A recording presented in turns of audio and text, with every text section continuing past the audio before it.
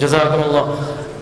ہمارے لیے بہت خوشی کا موقع ہے کہ الحمدللہ اتنے عظیم عالم دین، انتہائی اہم ترین علمی شخصیت جن کا خطاب بھی علمی اور پُر مغز ہوگا انشاءاللہ، ہم ترسے ہوئے تھے کہ ہمارے بہاڑی میں خصوصاً مسجد اقصیٰ میں ان کا خطاب ہو۔ شیخ محترم جناب عزت مآب غلام مصطفیٰ ظہیر امن پوری حفظہ اللہ تعالی۔ ان الحمد للہ نحمده ونستعینه من يهده الله فلا مضل له ومن يضلل فلا هادي له اشهد ان لا اله الا الله وحده لا شريك له واشهد ان محمدا عبده ورسوله اعوذ باللہ السمیع العلیم من الشیطان الرجیم کلا انہ تذکرہ فمن شاء ذکرہ رب اشرح لی صدری ویسر لی امری واحلل عقدۃ من لسانی یفقہوا قولی اللہم انفعنی بما علمتنی وعلمنی ما ینفعنی وزدنی علما اللہم انی اعوذ بک من شر ما عملت ومن شر ما لم اعمل اللہم انی اعوذ بک من شر سمعی ومن شر بصری ومن شر لسانی ومن شر قلبی ومن شر منی اللہم صلی علی محمد وازواجہ وذریتہ کما صلیت علی آل ابراہیم وبارک علی محمد وازواجہ وذریتہ کما بارکت علی آل ابراہیم انک حمید مجید۔ اما بعد فإن خیر الحدیث کتاب اللہ وخیر الہدی ہدی محمد صلی اللہ علیہ وآلہ وسلم وشر الامور محدثاتها وکل محدثۃ بدعہ وکل بدعۃ ضلالہ۔ سب سے پہلے اللہ رب العالمین کا شکر ادا کرتا ہوں جس نے آپ بھائیوں، بزرگوں اور بچوں سے ہم کلام ہونے کا موقع نصیب فرمایا، اور اس پروگرام کے منتظمین خصوصاً ہماری جماعت کے بزرگ عالم دین محترم قاری عبداللہ طیب صاحب، برادرم مولانا محمد شمعون سمیم صاحب حفظہم اللہ کا شکریہ ادا کرتا ہوں جن کی دعوت پر آپ کی زیارت نصیب ہوئی۔ یقین جانیے دل باغ باغ ہو گیا۔ الحمدللہ اہداف و مقاصد قرآن کریم صحیح پڑھنے کے حوالے سے تعلیم، کوشش بے مثال ہے۔ کئی ایک خیر کے سلسلے یہاں سے پھوٹے، اللہ اس سلسلے کو قائم و دائم رکھے اور رہتی دنیا تک اس کو بقا نصیب دے۔ میں شرمندہ بھی ہوں کہ چھوٹے چھوٹے بچے ماشاء اللہ صحیح قرآن کریم پڑھنے کی سعادت حاصل کر چکے ہیں۔ میرے لیے مسئلہ یہ ہے کہ شاید میں تجوید کی تا سے بھی واقف نہیں ہوں۔ میں نے بڑی عمر میں پڑھنا شروع کیا، عمر کا بیشتر حصہ گزر چکا تھا، اور قرآن کریم میں میرا کوئی استاذ بھی نہیں ہے۔ یہ تو اللہ نے مجھے ذہن دیا، ذہانت تھی، اس وجہ سے میں نے پڑھ لیا۔ مجھے اچھی طرح یاد ہے کہ جب میں جامعہ علوم عصریہ جہلم میں پڑھنے کے لیے گیا تو میرے رشتہ دار، میرے کزن کہتے تھے کہ جناب واپس کس وقت آئیں گے، کب تک واپسی ہو جائے گی؟ میں نے کہا ابھی کشتی جلا کر چلا ہوں۔ اللہ نے مجھے توفیق بخشی اور اس کی رحمت ہوئی کہ میں اپنے رب کی معرفت حاصل کرنے میں کامیاب ہوا۔ ہمارے استاد جی محترم حافظ عبدالرحیم دامت برکاتہ، ہم ان سے ابواب الصرف پڑھتے تھے، تو میں نے جب فرسٹ ٹائم ابواب الصرف دیکھی تو وہ زبر زیریں اور وہ اس کی جو مشکل کتاب تھی تو میں گھبرا گیا، پریشان ہو گیا، یہ کتاب میں کیسے حفظ کروں گا۔ الحمدللہ اللہ رب العالمین کی مدد شامل حال رہی، حفاظ ساتھی ہوتے تھے، ہم ان کے مقابلے میں 50 باب 100 باب سنایا کرتے ہیں ابواب الصرف کے، الحمدللہ۔ ایک دن ایسا ہوا کہ مجھے سبق یاد نہیں ہو رہا تھا،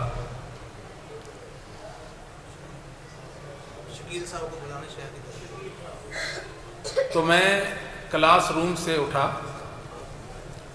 مسجد کے برآمدے میں چلا گیا، توجہ فرمائیں۔ وہ دن تھا کہ میں نے دل بھر کر رویا اس دن۔ میں نے کہا میرے اللہ اگر آج مجھے سبق یاد نہیں ہوا تو میں یہاں سے چلا جاؤں گا۔ تو اللہ نے میرے لیے بہت آسانی پیدا کر دی، الحمدللہ۔ کسی مرحلہ میں کسی موڑ میں کوئی مشکل پیش نہیں آئی۔ یہاں تو مجھے ان چھوٹے چھوٹے بچوں سے بھی ایک احساس ہوا ہے، اور بھائی کی اذان سنی، دل خوش ہوا۔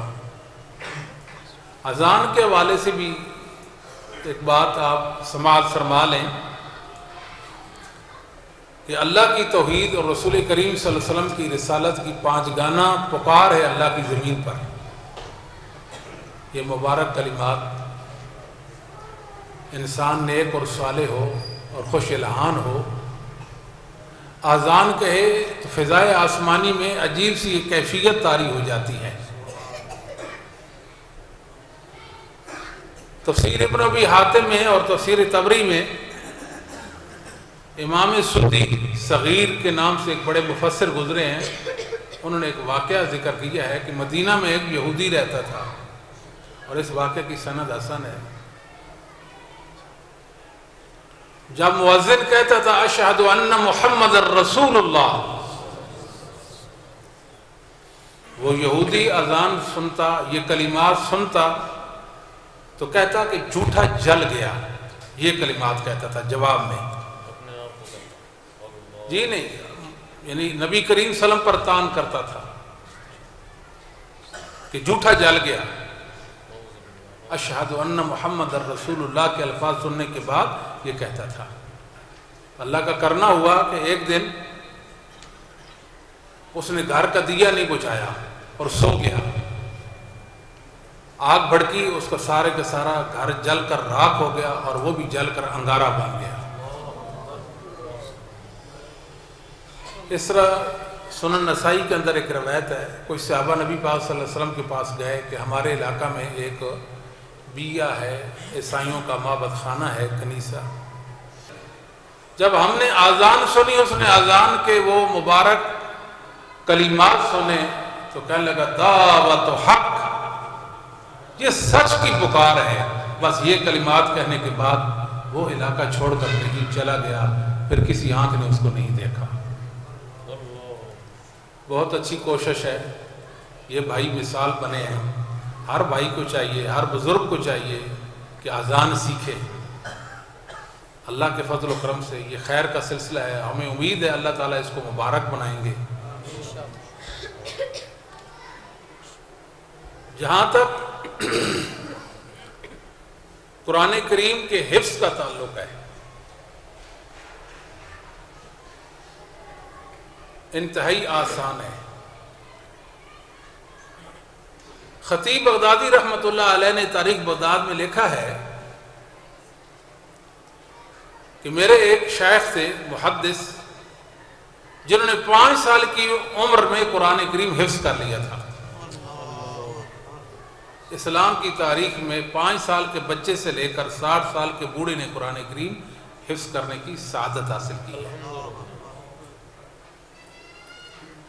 میں نے ایک خادم مسجد کے جو صفائی کرتے ہیں ان کو دیکھا، تقریباً وہ 70 سے ابو تھے، انہوں نے قرآن نہیں پڑھا ہوا تھا، تو شوق پیدا ہوا کہ میں نے قرآن پڑھنا ہے۔ تو قاری صاحب نے کہا کہ نورانی قاعدہ پہلے آپ پڑھیں، حروف کی پہچان آپ کو ہونی چاہیے،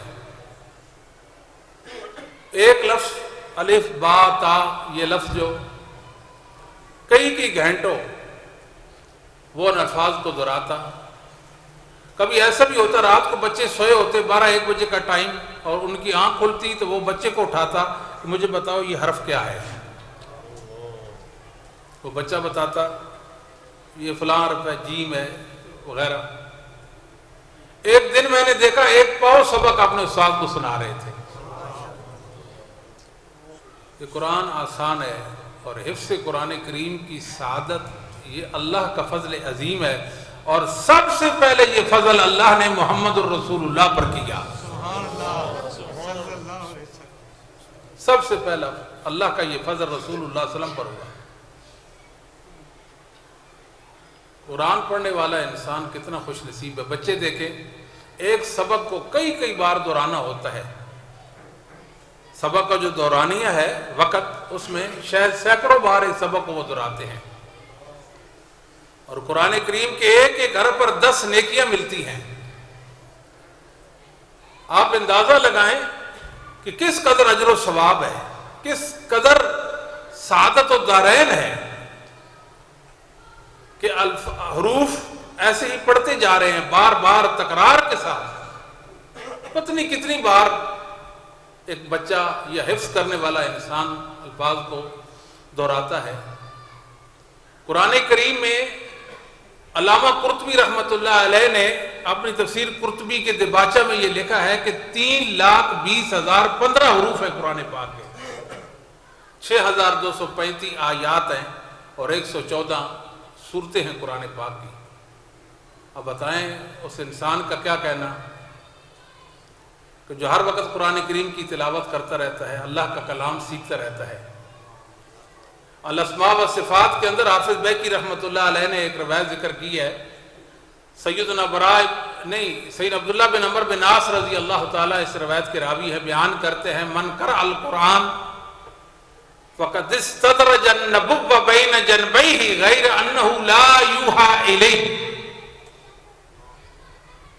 جو قرآن پڑھتا ہے، جو قرآن کا قاری ہے، جو قرآن کریم کو حفظ کرنے کی سعادت حاصل کرتا ہے، اس نے تو نبوت کو اپنے دل میں سمو لیا، اس نے نبوت کو اپنے دل میں سمو لیا۔ بل هو آیات بینات فی صدور الذین اوتوا العلم، اللہ نے بھی حفاظ کے سینوں کو معتبر قرار دیا۔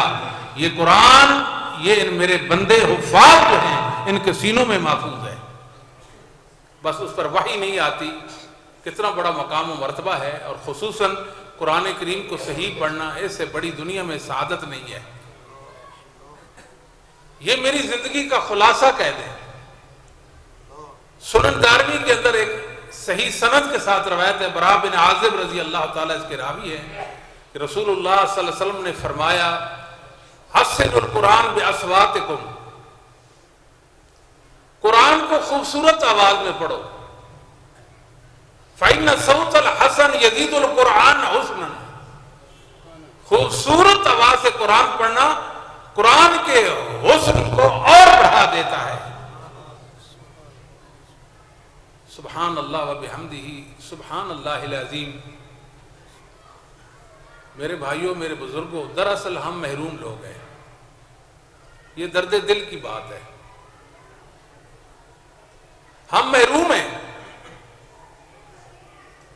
ہمیں کوئی بتانے والا نہیں۔ آپ تو خوش نصیب ہیں، ایک تحریک ہے یہاں، آج دیکھیے ایک تحریک ہے قرآن کریم پڑھنے کے حوالے سے، حفظ کے حوالے سے، صحیح پڑھنے کے حوالے سے، آپ خوش نصیب ہیں۔ مجھے تو ان چھوٹے چھوٹے بچوں پر حیرت ہے، بزرگوں کو دیکھا اللہ کے فضل و کرم سے بہترین انسلاک ان کا قرآن کے ساتھ، سبحان اللہ۔ قرآن کریم ہر بچے کا حق ہے کہ اس کا وہ حافظ ہو۔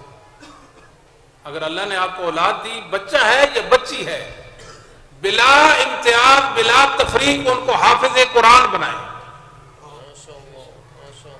وہ ڈاکٹر بنے، وہ انجینئر بنے، وہ تاجر بنے، وہ پروفیسر بنے، وہ کسی بھی شعبہ زندگی سے وابستہ ہوں، ان کے سینے میں قرآن کا نور ہو اور ان کے سینے میں قرآن کی خوشبو ہو اور ان کے سینے قرآن کی خوشبو سے معطر ہو. اور میں آپ کو یقین سے کہہ سکتا ہوں کہ جو بچہ حافظ قرآن بن جاتا ہے وہ والدین خوش نصیب ہیں. پھر کامیابیاں کامرانیاں اس کے قدم چومتی ہیں. پھر آپ کو یہ فکر نہیں ہوگی کہ میٹرک میں کتنے نمبر آئیں گے، کہیں رہ ہی نہ جائے، ناکام نہ ہو جائے، فلاں مضمون میں کوئی کمپارٹ نہ آ جائے. یہ فکر آپ کو چھوڑ جائے گی. پھر ایک فکر دامنگیر ہوگی کہ پہلی پوزیشن سے دوسری پوزیشن نہ آ جائے. دیکھیں نا جی، اکیڈمیاں ہیں، سکول ہیں، ہر گلی کوچہ میں آپ دیکھتے ہیں قرآن کے حوالے سے کوئی توجہ نہیں ہے. الحمدللہ ثم الحمدللہ، یہ مسجد دل خوش ہوا اس حوالے سے، اور سچی بات ہے، بہت بڑی بات ہے یہ کہ قرآن کریم حفظ، قرآن کا فہم، قرآن پر عمل اور قرآن کی اشاعت، یہ نشر، یہ چار چیزیں ہیں، یہ چار ہماری بنیادی ضرورتیں ہیں. قرآن کو سیکھیں، یہ دستور حیات ہے، یہ قانون کی کتاب ہے. لوگ کہتے ہیں کہ فلاں ایڈوکیٹ صاحب ہیں جی، یہ قانون کی ماہر ہے. ہم کہتے ہیں ایک چھوٹا سا بچہ 7 سال کا 8 سال کا وہ حافظ قرآن ہو کر وہ دستور حیات کا حافظ بن گیا ہے. وہ بہترین ایڈوکیٹ ہے، اس سے معتبر کوئی نہیں ہے. اللہ کا کلام اس کے سینے میں ہے. سبحان اللہ. ایک بڑی تبدیلی آنی چاہیے اور اللہ تعالیٰ اس سلسلے کو قائم و دائم رکھے. قرآن کریم یہ اللہ کا کلام. قرآن کی تعریف یا قرآن کا مطلب کیا ہے؟ قرآن کا مطلب یہ ہے کہ یہ جو حروف ہیں، یہ معانی ہیں، یہ اللہ کے ہیں. کس کے ہیں؟ اللہ رب العالمین نے قرآن کریم کو 100 حروف کے ساتھ تکلم کیا، کلام کیا ہے. یہ اللہ تعالیٰ سے اس کی ابتدا ہوئی، اللہ کی طرح یہ لوٹ جائے گا. یہ اللہ کا کلام حقیقی ہے. یہ ایسا اللہ کا کلام ہے دنیا میں بھی پڑھا جاتا ہے. قیامت کی صبح تک اللہ نے اس کو باقی رکھنا ہے. یہ قبر میں بھی کام آئے گا اور اہل جنت بھی قرآن پڑھیں گے. تو قرآن کا حفظ، قرآن کا پڑھنا تو اہل جنت کا عمل ہوا نا. یہ اللہ کا کلام جو رسول اللہ صلی اللہ علیہ وسلم پر اترا، اللہ نے اس کو کلام کیا 100 حروف کے ساتھ.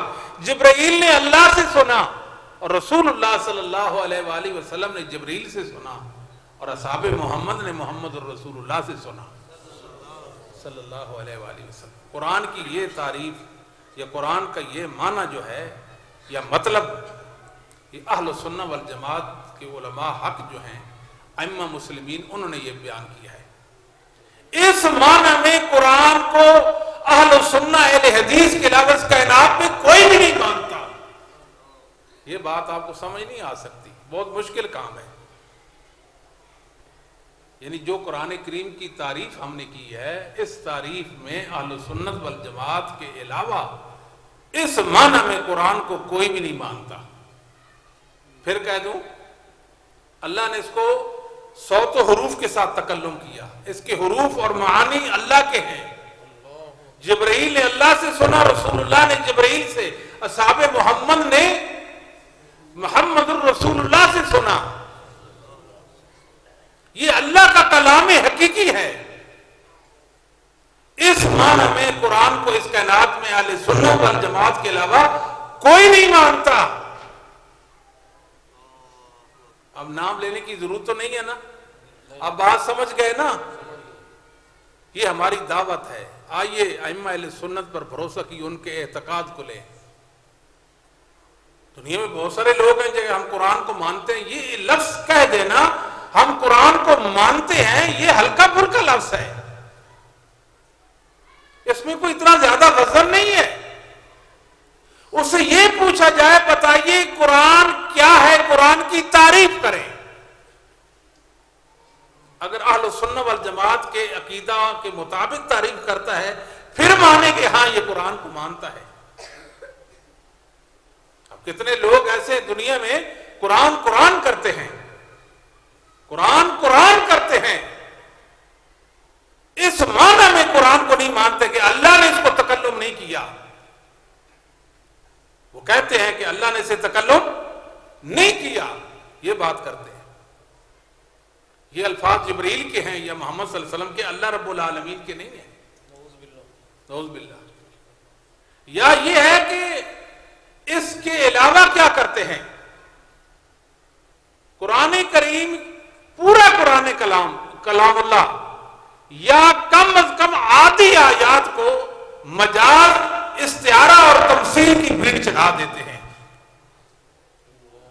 قرآن کو حقیقت سے ہٹا دیتے ہیں، معانی تبدیل کر دیتے ہیں. ان کی کوششیں پھر اہل سنہ والجماعت ناکام کر دیتے ہیں. وَإِنَّهُ لَكِتَابٌ عَزِيزٌ، یہ غالب کتاب ہے، اس کے اندر پاور ہے، کوئی تاریخ تبدیل کرنے کی جرت کر سکتا ہی نہیں ہے، اور جس نے بھی کوشش کی اس کو منہ کی کھانی پڑی. یہ ہے عزیز کا مطلب. اگر کوئی قرآن کریم کا غلط مفہوم جو اہل سنہ والجماعت کے منہج کے خلاف ہے بیان کرتا ہے تو اہل سنت اٹھ کھڑے ہوتے ہیں، نہ بھائی نہ، یہ بات صحیح نہیں آپ کی، غلط ہے. ان کو جواب ملتا ہے. میرے بھائیوں، قرآن اللہ کا ایسا کلام ہے، کیا کہنے ہیں، میرے پاس تو الفاظ ہی نہیں ہیں. لیکن یہ بھی خوش نصیبی ہے کہ آج ہم قرآن مقدس کی عظمت کے حوالے سے بات کرتے ہیں. امام شافعی رحمۃ اللہ علیہ کا ایک قول ہے المدخل الی السنہ الکبریٰ کے اندر، شرف و اصحاب الحدیث کے اندر، جامع بیان علم و فضلہ ابو عمر ابن عبد البر کے اندر صحیح سند کے ساتھ، من حفظ القرآن عظمت قیمتہ، جس نے قرآن کو حفظ کیا اس نے اپنی قیمت بڑھا دی.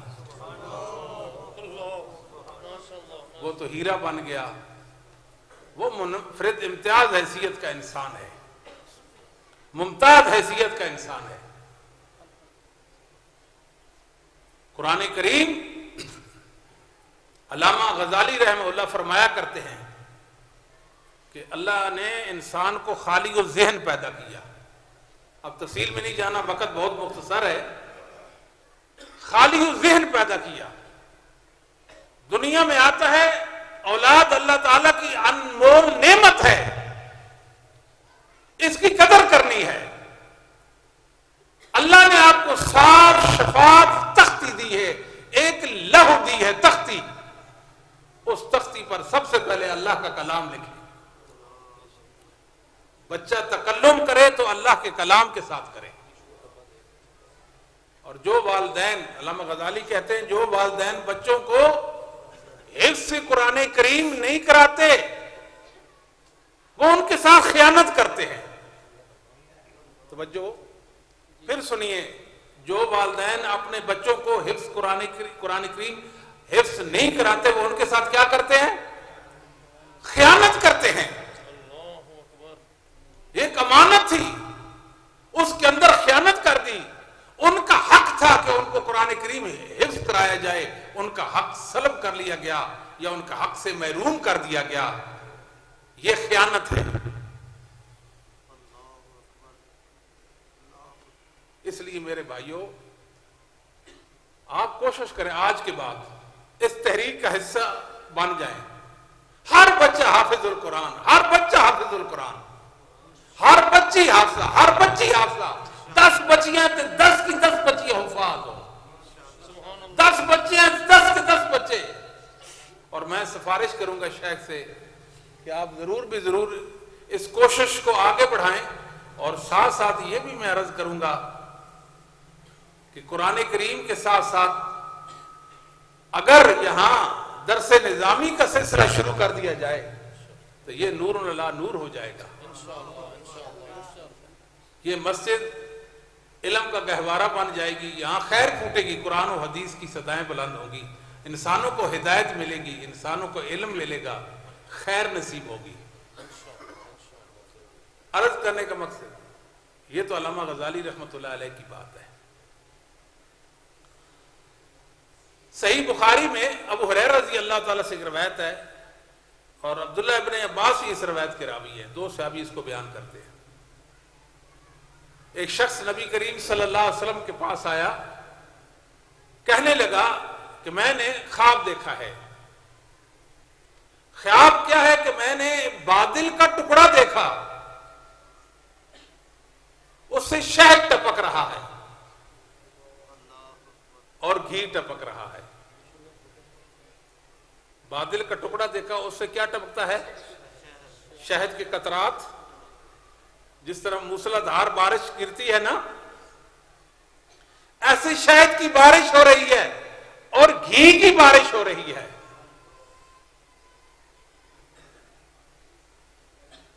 پھر کیا ہوا کہ لوگ جو جس کی ضرورت ہے اس مطابق وہ اس کو حاصل کر رہا ہے,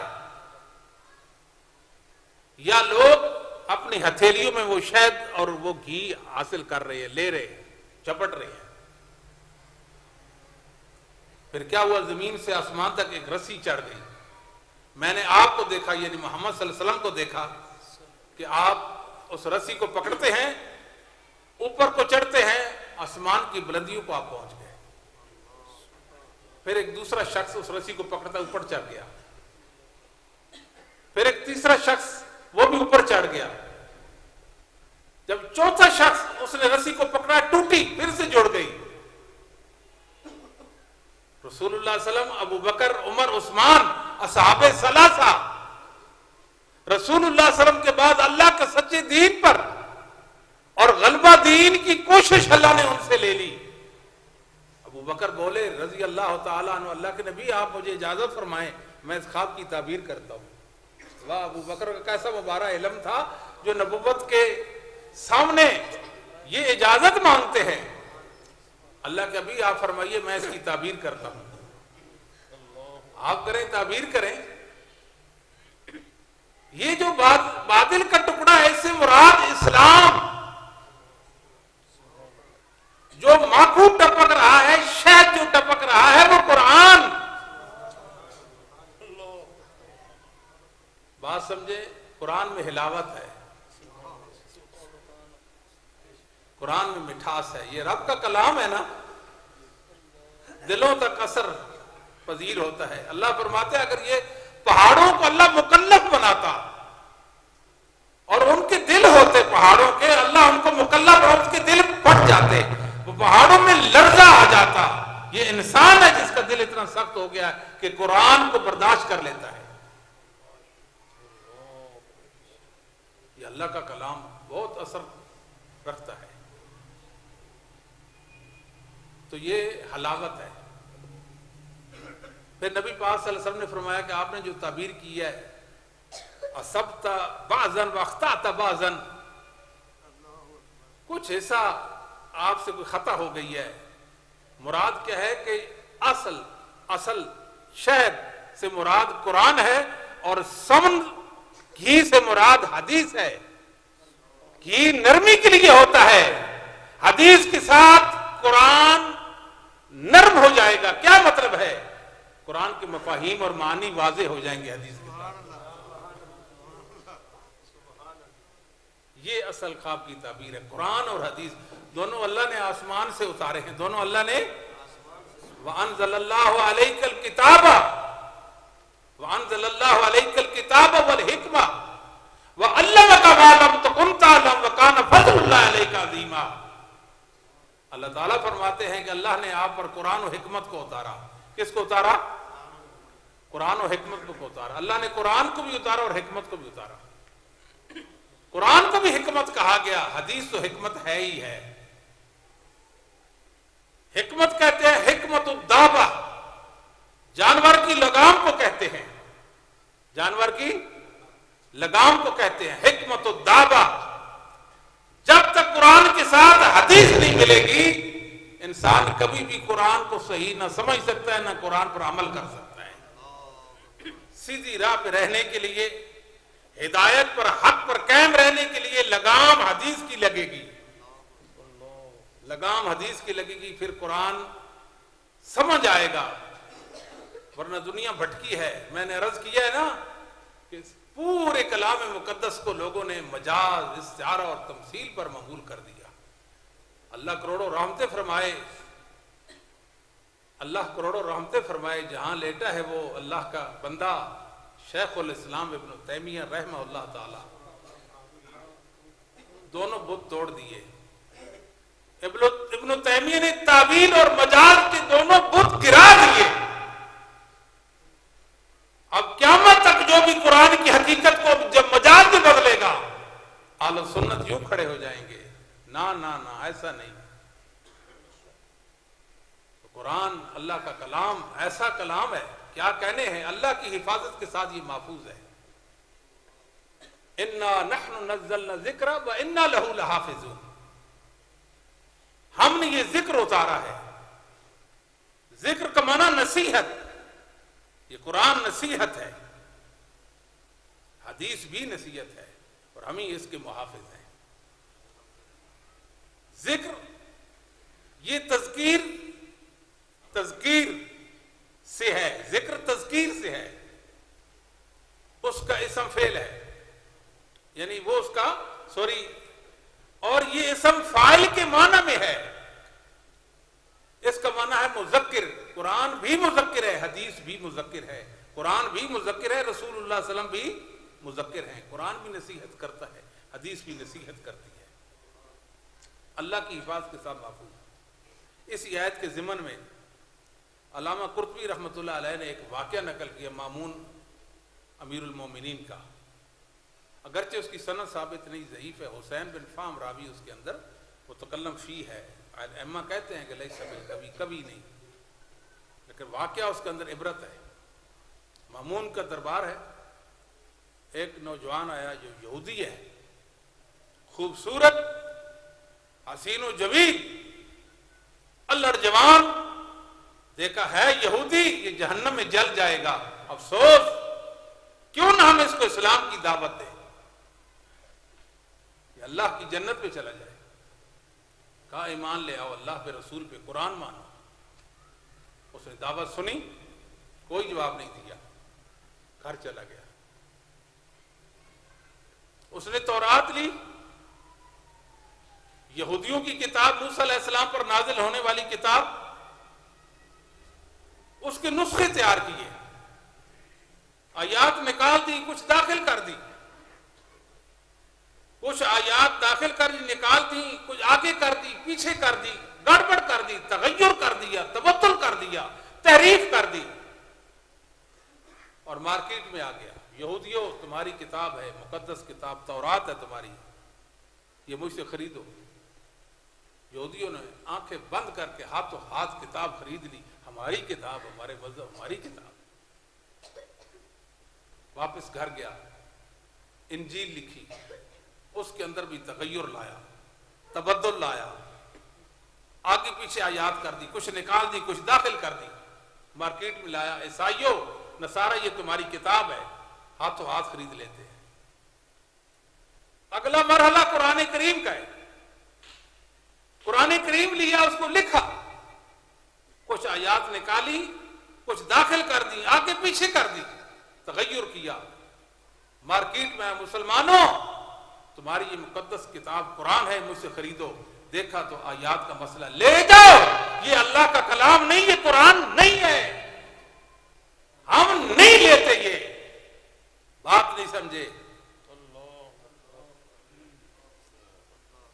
رسول اللہ صلی اللہ علیہ وسلم سے لے کر آج تک، آج سے لے کر قیامت کی صبح تک قرآن میں تغیر و تبدل نہیں ہو سکتا۔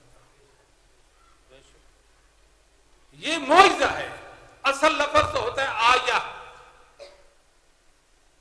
یعنی ایسا کام جو اللہ کے سوا کوئی نہیں کر سکتا، اس کو آیہ کہتے ہیں۔ یا اس کو برہان کہتے ہیں معجزے کو، یا سلطان کہتے ہیں معجزے کو۔ قرآن نے 3 لفظ استعمال کیا۔ معجزے کا لفظ تو نہ قرآن میں ہے نہ حدیث میں ہے، مسلمان استعمال کرتے ہیں، ٹھیک ہے، ہو گیا، کوئی بات نہیں، قرآن معجزہ ہے۔ قرآن معجزہ اور حدیث رسول بھی معجزہ ہے، اللہ کا کلام بھی معجزہ، رسول اللہ صلی اللہ علیہ وسلم کا کلام بھی معجزہ ہے۔ اور اللہ نے تقریباً ہر نبی کو معجزات عطا کیے۔ رسول اللہ صلی اللہ علیہ وسلم کا فرمان گرامی ہے، بخاری مسلم ہے کہ ما من الانبیاء نبی الا اوتی من الآیات ما مثلہ آمن علیہ البشر۔ پہلے نبیوں کو اللہ نے معجزے دیے، زہر ہوئے لوگ ان پر ایمان لے آئے، معجزہ دیکھا ایمان لے آئے، یعنی وہ معجزہ ان کے ایمان لانے کا سبب بن گیا۔ کسی پر ایمان لانے والے کم اور کسی پر زیادہ۔ وَإِنَّمَا الَّذِي أُوتِيتُ وَحْيًا أَوْحَاهُ اللَّهُ إِلَيَّ أَرْجُو أَن يَكُونَ أَكْثَرَهُمْ تَابِعًا يَوْمَ الْقِيَامَةِ او کما قال۔ اللہ نے جو مجھے معجزہ نصیب کیا وہ وحی کی صورت میں قرآن ہے اور وحی کی صورت میں حدیث ہے۔ سب سے زیادہ پیروکار، سب سے زیادہ امتی میں محمد کے قرآن و حدیث کی وجہ سے ہوں گے۔ قرآن کتاب مبین ہے۔ اللہ تعالیٰ نے پہلی قوموں کا ذکر کیا تو ان کے جو ربانیین تھے، ان کے جو احبار علماء تھے، جو مستحفظو من کتاب اللہ، ان کی اللہ نے ایک ذمہ داری لگائی تھی کہ اللہ کے کلام ہے، اس کی حفاظت کرنا۔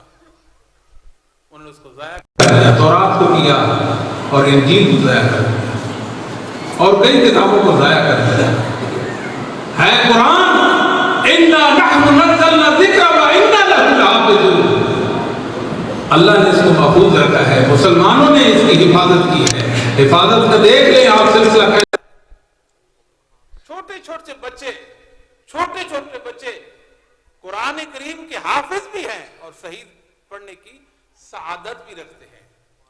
آپ جذبہ دیکھیں، بزرگوں کو دیکھیں، جوانوں کو دیکھیں، چھوٹے بچوں کو دیکھیں، خواتین کو دیکھیں، بچیوں کو دیکھیں۔ اس لیے میں یہ آپ بھائیوں بزرگوں نصیحت کروں گا کہ اپنے بچوں کو اپنے حافظ بنا، اگر حافظ نہ بنا سکے کسی وجہ سے تو کم از کم آخری 5 پارے بچے کو یاد ہونے چاہیے۔ کتنے پارے؟ ہاتھ کھڑا کر کے بتائیں، کتنے پارے؟ قرآن کریم کی 114 صورتیں ہیں، گویا 65 سے زیادہ صورتیں اس نے یاد کر لی۔ اللہ کی توفیق سے رات کے آخری پیر اٹھ جائے، اللہ کے سامنے کھڑا ہو جائے یا کھڑی ہو جائے، وہ 5 پارے پڑھ دے، 1 پارہ پڑھ دے، 2 پارے پڑھ دے، بہت بڑی سعادت۔ روزانہ 5 پارے دہرا دے، بہت بڑی سعادت ہے۔ روزانہ نہیں، روزانہ 1 پارہ 8 پارہ کر لے، اور جہاں تک تعلق ہے ناظر کے حوالے سے قرآن کے ساتھ اپنا تعلق بنائے، قرآن پڑھنے کی سعادت حاصل کرے۔ قرآن دلوں کو سیکل کرتا ہے، اتنا اثر ہے اس کا کہ حصی اور معنوی اعتبار سے اللہ نے اس کو شفا بنا دیا ہے۔ یہ بیماریوں کے امراض کا علاج ہے قرآن۔ کتنے لوگ ہیں ہمارے پاس آتے ہیں، میں کتنے لوگوں کو جانتا ہوں جو اپنے وجود سے تنگ ہیں، اللہ یاد باللہ، اللہ کی پناہ مانگا کرے۔ آپ کو سعادت مند ہیں، مسجد میں آتے ہیں، نماز پڑھتے ہیں، اذان سنتے اور اذان کہتے ہیں، قرآن پڑھتے اور پڑھاتے ہیں۔ کتنے لوگ ایسے ہیں جو اپنے وجود سے تنگ ہیں، اپنے آپ کو اپنے درمیان ایسے پکڑتے ہیں، اپنے آپ کو گالیاں دیتے ہیں، ان کا دل سخت ہو گیا ہے، بے چین مضطرب ہے، دنیا کی کوئی نعمت ان کو سکون نہیں دیتی، بے قرار، راتوں کو کروٹیں بدل راتیں بیت جاتی ہیں، نیند نہیں آتی، سکون ان کا ختم ہمارے پاس آتے ہیں جی آپ کوئی ہمیں وظیفہ بتائیں، کوئی وظیفہ نہیں، کوئی دوا دارو بتائیں، جی ہاں دوا دارو ہے، وہ حیران ہو جاتے ہیں پتہ نہیں کہ کون سا وہ نسخہ بتائیں گے، کون سا وہ دوا دارو ہو. ہم عرض کرتے دو کام کر لو، دو کام کر لو، زندگی بدل جائے گی، سکون اتر جائے گا دل میں، وجود میں راحت اور طمانینت آ جائے گی. کیا کریں؟ قرآن پڑھیں اور عالم کی صحبت اختیار کریں. بس دنیا میں دو کام کریں، کوئی کام نہیں. عالم کے پاس آ کر اس کے سامنے بیٹھ جائیں خاموشی سے، چپ کر کے. دین کی رہنمائی لینی ہے، دین سیکھیں، قرآن سیکھنا ہے، قرآن سیکھیں، ویسے بیٹھ جائیں. یہ وہ چیز ہے جو آپ کے دل میں وہ عالم سے نکلنے والی شعائیں اتر جائیں گی. آپ کو کئی امراض ہم نے آپ کو شفا نصیب ہو جائے گی. اس میں اللہ نے شفا رکھی. قرآن بیماریوں امراض کے لیے علاج ہے. قرآن سے اپنا تعلق قائم کریں. میرے استاد حاجی خضر حیات صاحب پرائمری تک ہم نے ان سے پڑھا ہے، اسکول ٹیچر. اب بوڑھے ہو گئے، بزرگ گئے، شوگر کے مریض ہیں، کم دو انسان ہیں. اگر میں حاجی اسد اور مقامی ابراہیم کے درمیان کھڑا ہو جاؤں تو قسم اٹھاؤں کہ میری آنکھوں نے ان سے بڑھ کر نیک نہیں دیکھا تو جھوٹا نہیں. اتنے نیک اور صالح انسان.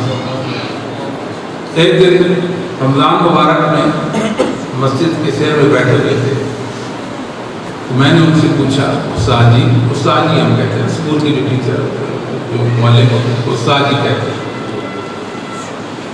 کہ قرآن کریم کے والے سے کتنی تلاوت ہو جاتی ہے. ہیلا سمو کر کے، ہیلا سمو 12 پارے دلی کے 12 پارے ان کی روٹین ہے. آگے رمضان مبارک آ رہا ہے، پھل یا تنافس المتنافسون، پتہ چلے گا کون ہے آگے بڑھنے والے. قرآن کے ساتھ اپنا تعلق قائم کر کے اپنی زندگی بہار بنانے والے کون ہیں. میرے بھائیوں یقین جانیں کہ قرآن اللہ کا ایسا کلام ہے، اللہ رب العالمین نے اس کے جو کمال اور صاف ہے قرآن مقدس کے تقریباً 28 کے قریب قرآن کریم میں ذکر کیے. کتنے کمالات؟ 28 کے قریب اللہ رب العالمین نے قرآن مقدس کے کمالات ذکر کیے. عجیب کتاب، اللہ کا کلام ایسا ہے دلوں کی دنیا بدل جاتی ہے. صحیح مسلم کی حدیث ہے، نافع بن عبد الحارث جناب عمر بن خطاب نے ان کو مکے کا گورنر بنایا تھا، اور وہ عثمان مقام پہ جناب عمر سے ملاقات کرتا ہے. مکے کا گورنر یہاں کیا کر رہا ہے؟ آپ کی ذمہ داری کیا ہے کہ لوگوں کے مسائل سننا اور حل کرنا، اور آپ یہاں اپنی ذمہ داری کہتے ہیں کہ میں اپنا قائم مقام میرا ہے، اپنا نائب چھوڑا ہے. کون ہے وہ نائب؟ ابن ابزہ ہے. ابن ابزہ کون ہے؟ مولا من موالینا، وہ ہمارے غلاموں میں سے ہمارا ایک غلام ہے. کہاں گورنری مکہ کی اور کہاں غلام، اس کو گورنر بنا کر یہاں آئے ہو. جناب عمر اس کے اندر دو بس فَإِنَّهُ قَارِئٌ لِكِتَابِ اللَّهِ، وہ قرآن کا قاری ہے، وَإِنَّهُ عَالِمٌ بِالْفَرَائِضِ، علم میراث کا ماہر ہے. جناب عمر رضی اللہ تعالیٰ پھر بول پڑے، اما ان نبیکم صلی اللہ علیہ وآلہ وسلم قد قال، ہمارے نبی کریم محمد کریم صلی اللہ علیہ وسلم نے سچ فرمایا، ان اللہ یرفع بہذا الکتاب ویضع، ان اللہ یرفع بہذا الکتاب اقواما ویضع به آخرین. اس قرآن کی برکت سے، اس کو حفظ سے، اس کو سمجھنے سے، عمل کرنے سے، اس کو نشر کرنے سے اللہ قوموں کو بلندیاں نصیب کر دیتے ہیں. جو قرآن سیکھتے نہیں، سمجھتے نہیں، اس کا فہم حاصل نہیں کرتے، اللہ رب العالمین ان کو گہرائیوں میں ان کو گرا دے۔ میرے بھائیوں بزرگوں، آخری بات عرض کرتے وقت زیادہ ہو گیا، نماز بھی پڑھنی ہے۔ یاد رکھیں ہم نے اللہ کے فضل و کرم سے قرآن کی حفاظت کرنی ہے۔ اللہ ہمیں ان خوش نصیبوں میں کر دے۔ سینے میں قرآن محفوظ ہے، چلتے پھرتے اٹھتے بیٹھتے قرآن کی تلاوت کرنی ہے، قرآن کی تعلیم کو عام کر دینا ہے، قرآن کو سمجھنا ہے۔ اللہ وجہ بصیرت، یہ میرے اللہ نے میرے لیے یہ دستور حیات نازل کیا ہے، یہ قرآن میری ضرورت پوری کرتا ہے، میری دینی اور دنیاوی بنیادی اور اساسی ضرورتوں کا بیان کرتا ہے، اس کے ساتھ تعلق رکھنا ہے۔ نمبر 2، بعض اس وقت دنیا میں ایسے ملحدین ہیں، بے دین ہیں، جاہل لوگ ہیں جو قرآن کے ساتھ کھلواڑ کر رہے ہیں، قرآن کے ساتھ کھلواڑ کر رہے ہیں، ظلم کی حد تک۔ علامہ عبدالقاہر البغدادی رحمہ اللہ تعالی نے اپنی کتاب الفرق بین الفرق کے اندر عبید اللہ بن حسن القیروانی، یہ باطنی ایک فرقہ تھا، اس کا لیڈر تھا، بڑا ان کا رئیس تھا، اس کا قول بھی وہ اپنے پیروکاروں کو، اپنے ساتھیوں کو 4 باتوں کا کہا کرتا تھا۔ پہلی بات، قرآن میں، تورات میں، زبور میں، انجیل میں شکوک و شبہات پیدا کرو، پہلی کوشش۔ نمبر 2، اسلامی قوانین کو مٹا دو، ختم کر دو اس کا رسول کو، رسول اللہ کی اداؤں کو لوگ بھول جائیں، اللہ اور اس کے رسول کی نورانی تعلیمات بھول جائیں۔ نمبر 3، جنت جہنم آخرت کا انکار کر دو، بالکل نہ جنت ہے نہ جہنم ہے، نہ آخرت ہے، کوئی کچھ بھی نہیں۔ اور چوتھی بات کیا ہے کہ یہ کہو کہ آدم سے پہلے بھی یہ انسان تھے، اگر یہ نظریہ پیش کرو گے تو پھر دنیا کے فنا کا نظریہ ختم ہو جائے گا، پھر دنیا کی بقا کی بات چلنا شروع ہو جائے گی۔ آپ سر سید احمد خان صاحب کا آپ نے نام سنا، ان کی تفسیر القرآن ہے، انہوں نے اس میں لکھا ہے فرشتوں کا انکار کر دیا، ابلیس کا انکار کر دیا، آدم علیہ السلام کا بھی انکار کر دیا۔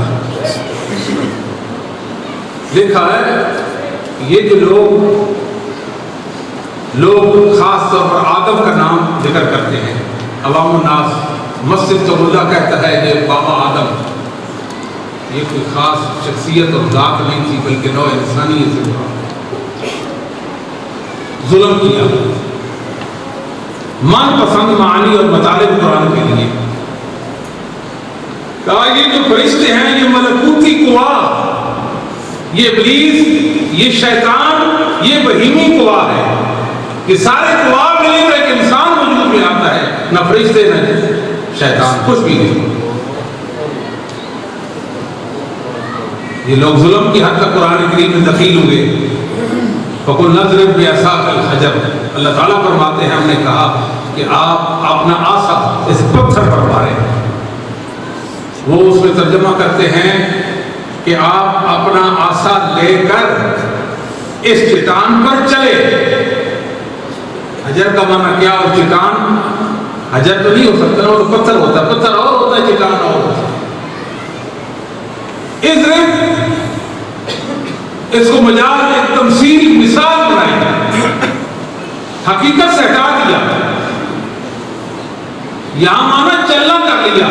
ٹھیک ہے، ضربہ کا معنی چلنا بھی ہوتا ہے، مارنا بھی ہوتا ہے، اور مثال بیان کرنا بھی ہوتا ہے، لیکن جب اس کا معنی چلنا ہوگا تو پھر کیا ہوگا؟ اس کے بعد فی آئے گا، جب تک فی نہ آئے تو معنی چلنا۔ وَإِذَا ضَرَبْتُ فِي الْأَرْضِ، جب تم زمین پر چلو، جب تم زمین پر چلو۔ اب دیکھ لیں لغت عربی ان کا ساتھ نہیں دے رہی، عربی گرامر بھی ساتھ نہیں دے رہی، لیکن قرآن کا بگاڑ کر دیا۔ بات سمجھے ہیں؟ بہت سارے لوگ اس وقت دنیا میں موجود ہیں منکرین حدیث جو قرآن پر حملے کرتے ہیں۔ میڈیا کا دور، یہ مورد، یہ کیا نام ہے ان کا، یہ گامدی صاحب، جاوید گامدی صاحب ایک ڈاکٹر ہے دوسرے، ان کا نام ہے غالباً نہیں، ان کا نام ہے جاوید ظہیر، اور ڈاکٹر کا نام ہے جاوید ظہیر۔ اس طرح ایک ہے سلیم شہزاد ہے، میڈیا پہ لوگ ہیں یہ کام کر رہے ہیں مورد کے نام سے، یہ مقرین حدیث پہ ٹولہ ہے۔ ان کی فطروں سے، ان کی الہات سے آپ نے بچنا ہوگا، علماء حق کا دامن پکڑنا ہوگا۔ یہ لوگ ظلم کی حد تک لوگوں کو اللہ کی کلام سے بیگانہ کر رہے ہیں، قرآن کریم کی منچاہی تفسیریں بیان کر رہے ہیں۔ یہ تمسک بالقرآن نہیں ہے کہ انسان اپنی خواہشات کی بھیڑ چڑھا دے قرآن کو، یہ ہے کہ جو وہی تفسیر قرآن کی معتبر ہے جو صحیح احادیث سے، آثار صحابہ سے اور اسلاف امت سے ثابت ہے۔ آپ بات سمجھے ہیں کہ نہیں سمجھے؟ لوگ گمراہ کر رہے ہیں قرآن کے حوالے سے، نہ تو قرآن کا صحیح مفہوم مانا، اور کئی ایسے ہیں جو قرآن کو مخلوق کہتے ہیں، علیہ باللہ، اب اللہ کا کلام ہے۔ ہاں جی، انا جعلناہ قرآنا عربیا لعلکم تعقلون، یہ مانا کرتے ہیں ہم نے اس قرآن کو عربی بنایا ہے تاکہ تم سمجھو۔ حالانکہ جعل 5 معنوں میں قرآن کریم میں آیا ہے، جعل کا لفظ، اور یہاں جعل جو ہے اس ایک مفعول کے ساتھ متعدی نہیں ہے، یہ 2 مفعولوں کے ساتھ متعدی ہے۔ اس کا معنی بنے گا سیرنا، ہم نے یہ قرآن عربی میں نازل کیا تاکہ تم سمجھو۔ وآخر دعوانا ان الحمدللہ رب العالمین۔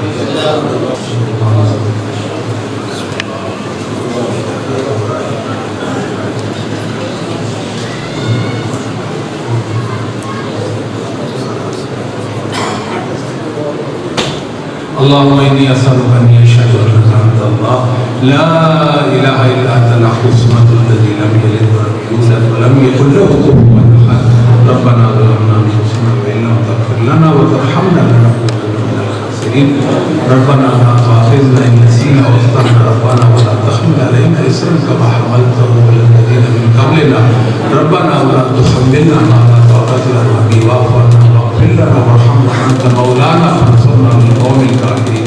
اے میرے مولا کریم ہمارے گناہ کو معاف فرما، اللہ ہماری قدم ہمارے پورا فرما، میرے مولا ہماری بہت ساری بنیادی ضرورتیں ان کو پورا فرما دے۔ اے اللہ ہمیں دین دنیا کی بھلائیاں نصیب فرما دے، اللہ دین دنیا کی بھلائیاں نصیب فرما دے۔ میرے مولا ہمارے بیماروں کو شفا فرما دے، اللہ بھائی نے اپنی زوجہ محترمہ ہماری بہن کی بیماری کو اللہ ان کو شفا دے دے، اللہ ان کی بیماری کو شفا میں بدل دے۔ اے میرے اللہ شفا اللہ شفا کامل عاجل، اللہ ان کو شفا کامل عاجل نصیب فرما۔ اللہ یہ چھوٹے چھوٹے بچے جن نے قرآن کو صحیح معنوں میں سیکھا ہے، اللہ تو ان کی صلاحیتوں کی پاسبانی فرما دے، میرے مولا ان کی صلاحیتوں کی پاسبانی فرما، اللہ ان کو اپنے سچے دین کا سپاہی بنا دے، اللہ قرآن کے صحیح معنوں میں حافظ بنا دے۔ اے اللہ قرآن سمجھنے والا، قرآن پر عمل کرنے والا، اللہ قرآن کی تعلیمات کو عام کرنے والا بنا دے۔ اے اللہ اس مسجد کو علم کا گہوارہ بنا دے، اللہ ہر لمحہ کوئی لمحہ نوجوان سے کوئی خیر نہ بھولے، اللہ اس کو خیر کا منبع بنا دے، اللہ اس کو سرچشمہ خیر بنا دے۔ اے اللہ تو ہماری دعاؤں کو مستجاب فرما۔ وصلی اللہ تعالیٰ علی خیر خلقی محمد و آلہ و اصحابہ اجمعین برحمتک یا